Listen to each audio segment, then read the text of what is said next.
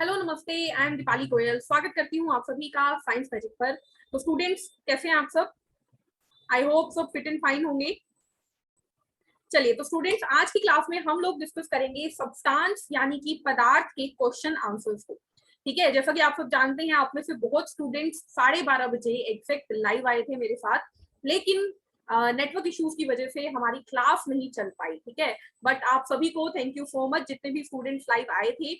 मैंने अपनी तरफ से ट्राई किया था और मैं दोबारा ट्राई करूंगी। देखते हैं, कभी ना कभी तो बात बनेगी ना, लाइव आएंगे जरूर हम। ठीक है, तो आज की क्लास में हम डिस्कस करेंगे पदार्थ के क्वेश्चन। ठीक है, चलिए। तो हमारे पास आप देख पा रहे हैं यहाँ पर पदार्थ टॉपिक आप लोगों ने कर ही लिया होगा। जितने भी स्टूडेंट्स ने अभी तक टॉपिक नहीं पढ़ा है, उनसे पहले मैं ये बोलूंगी कि जाकर टॉपिक पढ़ें। ठीक है, क्योंकि सिर्फ और सिर्फ आई थिंक 20 मिनट्स की क्लास है और 20 मिनट में हमने ये पूरा टॉपिक कवर कर दिया है लास्ट क्लास में। ठीक है, तो आप सभी जितने भी स्टूडेंट्स वो टॉपिक पढ़े बिना ये क्वेश्चन कर रहे हैं, 20 मिनट लगाओ, वो टॉपिक पढ़ के आओ, फिर आपके ये 25 के 25 क्वेश्चन यूं चुटकियों में हो जाएंगे। ठीक है, और आपको कॉन्फिडेंस भी आएगा। देखो, अगर बिना पढ़े आप क्वेश्चन करने बैठ जाते हो ना, तो आपका मोरल जो है वो गिरता जाएगा। ठीक है, आप लोग बोलते हो कि मैम मोटिवेट किया करो, तो देखो मेरी मोटिवेशन ऐसी होती है, मैं आपको क्लियरली बोल रही हूँ कि कभी भी अगर आप सोच रहे हो ना कि आप नए नए हो, ठीक है, आप हिंदी नहीं कर रहे, आप इंग्लिश नहीं कर रहे कि आप तुक्के मार दोगे। ठीक है, आप साइंस कर रहे हो। साइंस में हर चीज का लॉजिक होता है, कोई भी चीज होती है तो किसी कारण से होती है, तो आप वहां पे तुक्के नहीं मार सकते। तो जरूरत है आपको कि सीधे प्रैक्टिस कभी मत करो, सीधे क्वेश्चन आंसर उठाकर बिल्कुल मत बैठो, क्योंकि जब आप क्वेश्चन आंसर उठा के बैठोगे ना, आपको लगेगा कि अरे ये तो बहुत मुश्किल है, अरे ये तो मेरे को समझ में नहीं आ रहा, ये वर्ड ही नहीं समझ में आएगा आपको, मतलब साइंस के। और वही आप थ्योरी में जाओगे ना, तो आपको पता लगेगा लो, शब्द तोड़ तोड़ के इतने आसान हो जाते हैं कि आपको कब इतने मुश्किल मुश्किल शब्द बोलने आ जाएंगे, याद हो जाएंगे कि आपको पता ही नहीं लगेगा। ठीक है, तो 20 मिनट लगाओ और इस टॉपिक को पढ़ के आओ और फिर ये 25 क्वेश्चन सोल्व करो। ठीक है, देखना कि आपके क्वेश्चन डेफिनेटली सोल्व होंगे और मेरे साथ साथ आप लोगों को क्वेश्चन के आंसर देने हैं। मेरे आंसर देने से पहले आप लोग आंसर देंगे और फिर मुझे आप कमेंट में बताएंगे कि 25 में से आपके कितने क्वेश्चन ठीक थे और कितने गलत। ओके, चलिए तो देखते हैं, और जिसके सबसे मैक्सिमम मार्क्स होंगे प्लीज ऑनेस्टी के साथ नेक्स्ट वीडियो में उसका नाम लेंगे। ठीक है, चलिए, तो फर्स्ट क्वेश्चन आपको दिख रहा है, इंटरमोलिकुलर फोर्स इज नेग्लिजिबल इन, अंतर आणविक बल नगण्य होता है। तो आपको मैं बता चुकी हूँ, इंटरमोलिकुलर फोर्स यानी कि मॉलिक्यूल्स के बीच में लगने वाला बल। कोई भी पदार्थ जो होता है वो मॉलिक्यूल से मिलकर बनता है और उन मॉलिक्यूल के बीच में एक बल होता है, एक फोर्स होता है, उस फोर्स से वो मॉलिक्यूल को अपनी तरफ खींचते हैं। तो यहाँ पर पूछा है कि फोर्स नेग्लिजिबल किसमें है, यानी कि ना के बराबर, यानी मॉलिक्यूल एक कहां पर ऐसे पड़ा होगा। तो आप सभी जानते हैं आंसर जाएगा क्या, ऑप्शन सी, यानी कि गैस में। जो गैस होती है स्टूडेंट, उसके अंदर मॉलिक्यूल एक यहाँ एक वहां एक यहाँ एक वहां पड़े हुए होते हैं, आपस में उनका फोर्स जो होता है वो लगभग 0 के बराबर होता है। 0 तो नहीं, मतलब बहुत कम होता है, ये हम बोल सकते हैं। ठीक है, वैल्यू नहीं दे सकते। ठीक है, ठोस में मैक्सिमम होता है।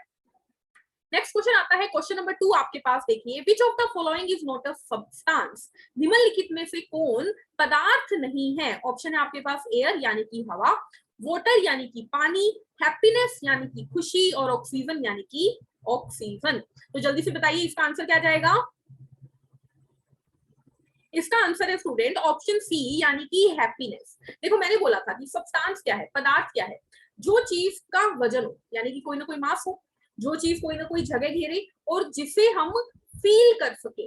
तो खुशी को मैं बोलूं मेरे को 2 किलो खुशी दे दो, आप दे दोगे मुझे 2 किलो खुशी? नहीं ना, यानी कि कोई मास नहीं होता खुशी का। मैंने बोला खुशी को उठा के यहाँ रख दो, अब आप खुशी किसी लड़की का नाम होगा या किसी का नाम होगा तो आप उठा के रख दोगे, लेकिन ऐसे हैप्पीनेस को या नफरत को, गुस्से को, इन चीजों को आप उठा के तो नहीं रख सकते ना। तो ये क्या है, ये कोई पदार्थ नहीं होते, ये फीलिंग्स होती है। तो इसका आंसर जाएगा हैप्पीनेस। जबकि एयर हवा है, हवा गैस होती है, वाटर पानी होता है और ऑक्सीजन गैस होती है। ठीक है, तो आंसर ऑप्शन सी चला जाएगा। ठीक है, चलिए अगला क्वेश्चन देखते हैं, the distance between the molecule of a substance is, किसी पदार्थ के अणुओं के बीच की दूरी। अगेन हम कहां पहुंच गए, हर एक पदार्थ कुछ अणुओं से, कुछ परमाणुओं से मिलकर बनता है और उनकी बीच की दूरी के बारे में हम क्वेश्चन पूछ रहे हैं। ऑप्शन फर्स्ट है गैसीय अवस्था में अधिकतम, यानी कि maximum in gas. Option B है द्रव अवस्था में अधिकतम, यानी कि मैक्सिमम इन लिक्विड। ठोस अवस्था में अधिकतम, यानी कि मैक्सिमम इन सॉलिड। द्रव अवस्था में न्यूनतम, यानी कि मिनिमम इन लिक्विड। तो बताओ मॉलिक्यूल के बीच में डिस्टेंस सबसे ज्यादा किसमें होता है। तो बिल्कुल सही है, देखो गैसीय अवस्था में डिस्टेंस सबसे ज्यादा होता है। आंसर चला गया ऑप्शन ए। द्रव अवस्था में अधिकतम नहीं होता, सॉलिड में सबसे कम, फिर लिक्विड और फिर गैस। तो गैस में सबसे ज्यादा, तो ना तो बी आंसर होगा, ना सी आंसर होगा और ना डी आंसर चला जाएगा ऑप्शन ए। क्लियर है आप लोगों को? चलिए अगला क्वेश्चन देखते हैं। क्वेश्चन नंबर 4 है हमारे पास, again same to same question. The distance between the molecule of a substance लिखा हुआ है यहाँ पे, इसे थोड़ा ठीक कर लो, ऑफ अ सॉलिड आएगा यहाँ पे, ठीक है? क्या आएगा? सॉलिड। यानी कि अब हमें पदार्थ के कंपैरिजन में नहीं, ठोस के कंपैरिजन में बताना है कि डिस्टेंस किसका सही से लिखा हुआ है। तो देखो पहला ऑप्शन दिख रहा है आपको, गैस के अणुओं से अधिक। अब आप मुझे बताओ सॉलिड में डिस्टेंस ज्यादा होता है या गैस में? आप बोलोगे गैस में, तो ऑप्शन ए तो हो गया गलत। ठीक है, गैस के अणुओं से अधिक तो नहीं होता, गैस में तो ज्यादा होता है। द्रव के अणुओं से अधिक बिल्कुल नहीं, सबसे कम सॉलिड में, फिर लिक्विड में, फिर गैस में। तो ऑप्शन बी भी गलत हो गया। गैस के अणुओं के बराबर बिल्कुल नहीं, गैस सॉलिड और लिक्विड में तो अलग अलग डिस्टेंस होता है ना, बराबर तो किसी में भी नहीं होता, तो ये भी नहीं होगा। द्रव के अणुओं से कम बिल्कुल सही, देखो सबसे ज्यादा डिस्टेंस गैस में, फिर लिक्विड में, फिर सॉलिड में, यानी कि सॉलिड के अंदर जो डिस्टेंस है वो लिक्विड से क्या है? कम है। तो आंसर चला जाएगा option D. I hope clear है। देखो अगर कोई भी क्वेश्चन आपको समझ में नहीं आता है तो आपको क्या करना है, आपको उस क्वेश्चन का नंबर कमेंट में लिखना है, शॉर्ट्स की फॉर्म में मैं उस क्वेश्चन को दोबारा समझा दूंगी। ठीक है, तो आप लोगों को सिर्फ इतना करना है कि कोई क्वेश्चन नहीं समझ में आ रहा है तो आप कमेंट में बता दो कि मैम ये क्वेश्चन मुझे पल्ले नहीं पड़ा। ठीक है, चलिए अगला क्वेश्चन देखते हैं। Question number 5, intermolecular space is greater, अंतराण्विक स्थान अधिक होता है। अब बताओ सबसे ज्यादा इंटरमोलिकुलर स्पेस किसमें होता है? तो सबसे ज्यादा इंटरमोलिकुलर स्पेस होता है गैस में, क्योंकि उसमें क्या होते हैं? अणु दूर दूर पड़े होते हैं। ठीक है, चलिए अगला क्वेश्चन देखते हैं। क्वेश्चन नंबर 6 है हमारे पास, substance of uncertain shape are, अनिश्चित आकार के पदार्थ है। बताओ कौन होते हैं अनिश्चित आकार वाले? तो मैंने आपको एक लोहे का टुकड़ा दिया, वो लोहे का टुकड़ा आपने अपने हाथ पे रखा, फिर आपने उसे एक पॉलिथीन में रख दिया, फिर आपने उसे एक बैग में रख दिया, तो क्या उसकी शेप बदलती जाएगी? पता लगा कि हाथ की शेप में हाथ में रखा गया, पॉलिथीन की शेप में पॉलिथीन में, बैग की शेप में बैग में। तो सॉलिड की शेप अनसर्टेन नहीं होती, सर्टेन होती है। जबकि पानी की बात करो, पानी आपने गिलास में डाला वो गिलास की शेप का हो गया, पानी आपने लोटे में डाला लोटे की शेप का हो गया, टोपिए में डाला टोपिए की शेप का हो गया, जमीन पे गिर दो फैल जाएगा, यानी पानी अपनी शेप बदल देता है। उसी तरीके से गैस की बात करो तो गैस भी अपनी शेप बदल देती है। गैस को हमने एक शीशी में भर दिया, वो उसकी शेप में हो जाएगा। अब देखो गैस, मान लीजिए कई बार गैस का ना जो स्टव होता है वो ऑन रह जाता है, ठीक है, गैस ऑन रह जाती है, तो धीरे धीरे क्या होती है, जो गैस की स्मेल होती है वो पूरे घर में फैलती जाती है। ठीक है, लेकिन शुरुआत कहाँ से होती है? किचन से। यानी कि गैस जो सिलेंडर में थी अब वो शेप बदल रही है, एक कमरे की शेप ले रही है, फिर वो घर की शेप ले रही है, यानी वो फैलती जा रही है। तो गैस और द्रव दोनों का ही क्या नहीं होता? अनसर्टेन शेप होती है, दोनों का ही आकार निश्चित नहीं होता। तो आपको मैं हर बार बोलती हूँ ऑप्शन सारे पढ़ने हैं तभी आप आंसर दे पाओगे, तो यहाँ पर आंसर डी चला जाएगा। ठीक है, चलिए अगला क्वेश्चन देखते हैं। When ice melt, the potential energy of the molecule, अणु की स्थैतिक ऊर्जा कब पिघलती है? देखो ये क्वेश्चन हिंदी गलत लिखी हुई है। जब जब बर्फ पिघलती है तो उसकी स्थैतिक ऊर्जा पर क्या असर पड़ता है? तो याद रखिएगा कि जब जब हम सॉलिड से लिक्विड आते हैं या लिक्विड से गैस जाते हैं, दोबारा सुनो, जब जब हम सॉलिड से लिक्विड या लिक्विड से गैस जाते हैं, यानी कि ठोस से द्रव या द्रव से गैस जाते हैं, तब तब पोटेंशियल एनर्जी और काइनेटिक एनर्जी बढ़ती है। क्यों? क्योंकि देखो सॉलिड में सब कुछ पास पास पास पास पड़े थे, ठीक है, लिक्विड में दूर दूर दूर दूर हो गए और गैस में और दूर दूर दूर हो गए, तो उनको जगह मिल गई घूमने फिरने की। सीधी सी बात है ना। देखो एक कमरा है छोटा सा, उसमें 10 जने आ सकते हैं और हमने 10 ही घुसा दिए उसमें, ठीक है, अब 10 जने हिल ही नहीं पा रहे, ठीक है, यानी कि उनकी एनर्जी, पोटेंशियल एनर्जी भी जीरो, मतलब कम, और काइनेटिक एनर्जी भी कम। अब मैंने 10 में से 4 बंदों को बाहर निकाल दिया, बचे 6 बंदे, अब उनके बीच में जगह बन गई तो यहाँ वहां इधर उधर हिलेंगे, है ना, यानी कि पोटेंशियल एनर्जी भी बढ़ गई, काइनेटिक एनर्जी भी बढ़ गई। अब मैंने क्या किया, 4 और बंदों को बाहर निकाल दिया, अब मैंने 4 और बंदों को बाहर निकाल दिया तो पोटेंशियल एनर्जी और ज्यादा बढ़ गई और काइनेटिक एनर्जी और ज्यादा बढ़ गई, यानी कि जब जब हम स्टेट बदलते हैं तब तब पोटेंशियल एनर्जी और काइनेटिक एनर्जी बढ़ती है। आंसर चला गया ऑप्शन सी। ठीक है, क्लियर है? चलिए अगले क्वेश्चन पे चलते हैं। अगला क्वेश्चन हमारे पास आता है स्टूडेंट्स, देखिए क्वेश्चन नंबर, हमने 7 कर लिया ना, question number 8, in the gaseous state of matter, पदार्थ की गैसीय अवस्था में, अगेन वही क्वेश्चन, सॉलिड लिक्विड गैस, सबसे ज्यादा एनर्जी किसमें होगी? काइनेटिक एनर्जी सबसे ज्यादा किसमें होगी? तो आप बोलोगे गैस में काइनेटिक एनर्जी सबसे ज्यादा होगी, तो अधिकतम गतिज ऊर्जा होती है, क्योंकि क्योंकि वहां पर मॉलिक्यूल सबसे ज्यादा घूमते हैं। तो अधिकतम काइनेटिक एनर्जी यानी कि मैक्सिमम काइनेटिक एनर्जी गतिज होगा। ठीक है, next question, question number 9, name the particle which makes up matter. उस कण का नाम बताइए जो पदार्थ बनाता है। तो पदार्थ किससे मिलकर बनते हैं, या तो एटम से या मॉलिक्यूल से। ठीक है, तो एटम यानी कि परमाणु या फिर अणु से मिलकर बनते हैं पदार्थ। अगला क्वेश्चन चलते हैं, पार्टिकल्स ऑफ मैटर है फॉलोइंग कैरेक्टरिस्टिक्स। इसके ऑप्शन भी है, पदार्थ के कणों में निम्नलिखित विशेषताएं होती है। तो आप लोग याद रखिए, देखिए पदार्थ के जो कण होते हैं वो छोटे छोटे होते हैं, उनके बीच में इंटरमोलिकुलर फोर्स होता है, इंटरमोलिकुलर स्पेस होता है। ठीक है, और उनका कोई ना कोई वजन होता है, वो जगह घेरते हैं, वो फील किए जा सकते हैं, ये सारी बातें इसमें आएगी। ठीक है, ये क्वेश्चन इनकम्प्लीट रह गया, कोई बात नहीं। क्वेश्चन नंबर 11 पे चलते हैं। क्वेश्चन नंबर 11 है, which of the following is the property of solid. निम्न में से कौन ठोस का गुण है। तो सॉलिड की प्रॉपर्टी देखते हैं, डेफिनेट वॉल्यूम, बिल्कुल सही। सॉलिड की प्रॉपर्टी डेफिनेट होती है, बिल्कुल सही बात है भाई। ये तो जस्ट मिनट, ये थोड़ा सा इरेज कर देते हैं हम लोग। सॉलिड की प्रॉपर्टी क्या होती है, डेफिनेट होती है। वॉल्यूम क्या होती है, डेफिनेट होती है। आयतन जो होता है निश्चित होता है, सही है।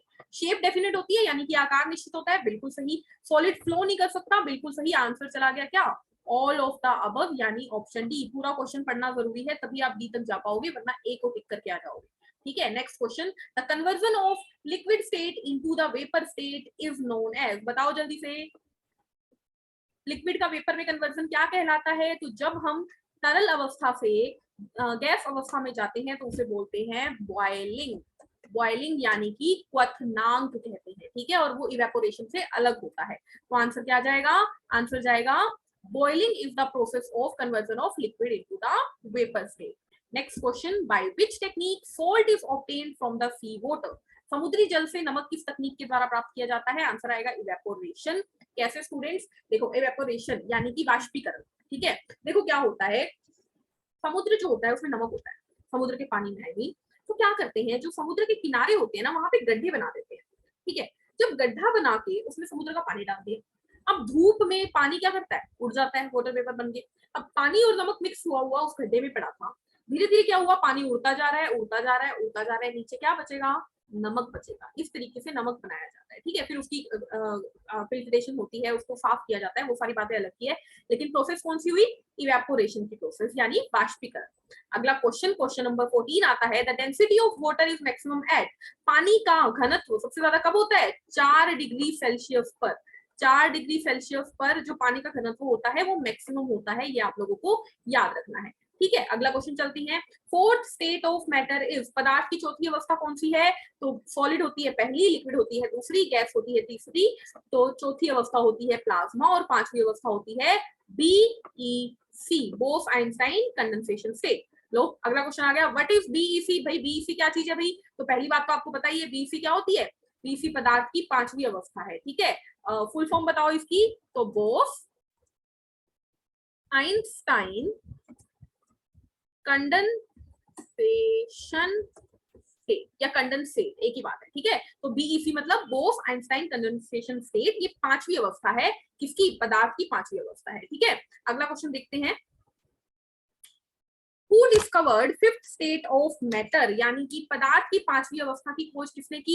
तो नाम में ही दिख रहा है बोस, यानी कि सत्येंद्र नाथ बोस नाम के साइंटिस्ट ने क्या किया था, पदार्थ की अवस्था की खोज की थी। किसने, सत्येंद्र नाथ बोस ने। और उनकी मदद किसने की थी, हेल्प्ड बाय आइंस्टाइन।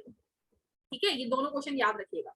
खोज किसने की, सत्येंद्रनाथ बोस ने। हेल्प किसने की, आइंस्टाइन ने। कई बार ऐसे भी आ जाता है, ऑप्शन ए लिखा होगा सत्येंद्रनाथ बोस, ऑप्शन बी लिखा होगा कोई और नाम, सी होगा आइंस्टाइन, और नीचे लिखा होगा ए और सी दोनों, तो दोनों टिक करना है। ठीक है, अगला क्वेश्चन, क्वेश्चन नंबर 18 आता है हमारे पास, conversion of solid directly into vapours. जब सॉलिड को डायरेक्टली वेपर में बदल दिया जाता है उसे क्या कहते हैं, उसे बोलते हैं सब्लिमेशन, यानी कि ऊर्ध्वपातन। ठीक है, सब्लिमेशन यानी कि ऊर्ध्वपातन। ठीक है, क्लियर है आप लोगों को। चलिए अगला क्वेश्चन देखते हैं, विच of the following show process of sublimation. Sublimation कौन दिखाता है, तो नेफ्थलीन बोल्स, बिल्कुल सही है, दिखाती है भाई नेफ्थलीन बोल्स को।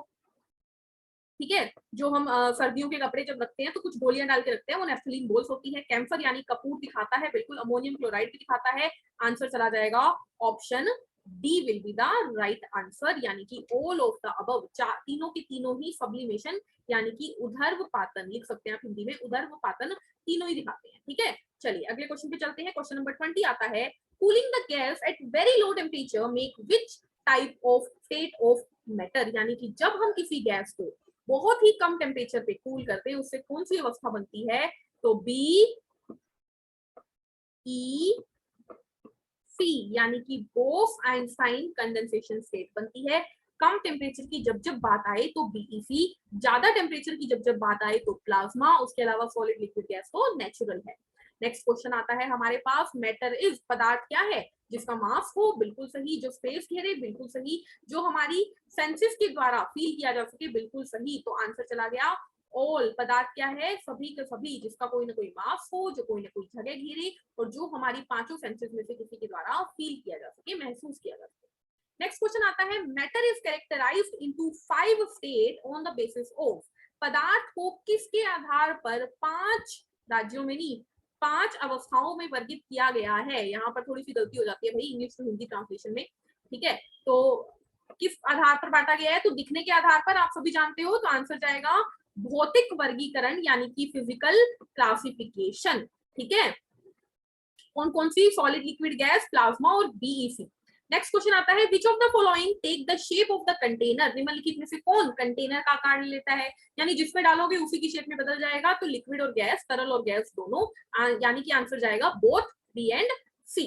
नेक्स्ट क्वेश्चन आता है question number 24, which of the following is not a natural state of matter, निम्नलिखित में से कौन पदार्थ की प्राकृतिक अवस्था नहीं है। तो प्राकृतिक कौन नहीं होता भाई? प्लाज्मा और बीईसी दोनों ही प्राकृतिक नहीं है, दोनों आर्टिफिशियल होते हैं। आंसर जाएगा plasma, option B. Last question आता है आज का हमारा, plasma state is seen in, plasma अवस्था कहाँ देखी जाती है? तो प्लाज्मा अवस्था सितारों में, स्टार में देखी जाती है, नियोन साइन बल्ब में देखी जाती है, फ्लोरोसेंट ट्यूब में देखी जाती है, सन में यानी सूरज में देखी जाती है, ठीक है।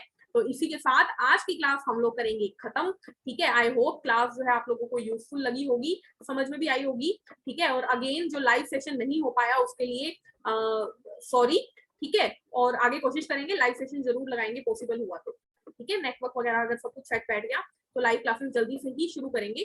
तब तक जितने बच्चे रिकॉर्डेड चाहते थे ना, उन सबकी जो इच्छा है वो पूरी हो रही है।